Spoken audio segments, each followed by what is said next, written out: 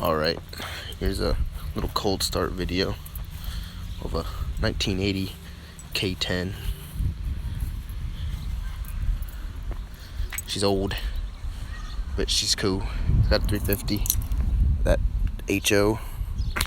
Oh, got the keys, and the locks actually work. That's cool. Oh, yeah, its dash is torn apart because I was an idiot, but it's hot in here. It is super hot.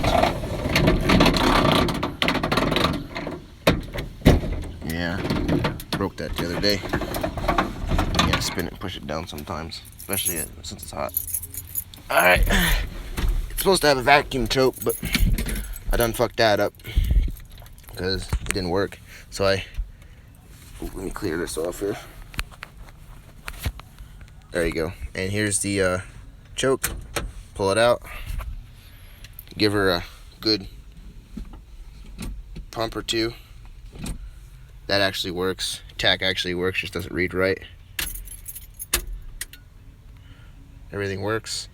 Battery gauge is a little fucked up. Ow, that thing's hot. Then there you go, put it halfway out, just like a fucking push mower or something, or a lawn mower. That's all the way in. Oh. Yeah, I pushed it under.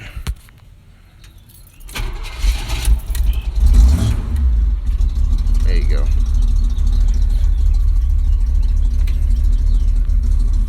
And then, I know it's not good to warm it up when it's cold, but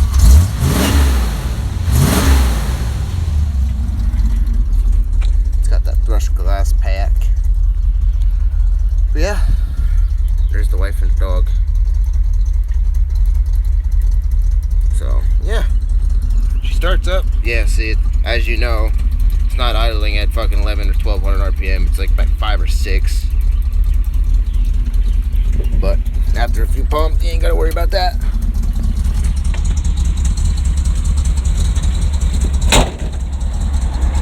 There you go.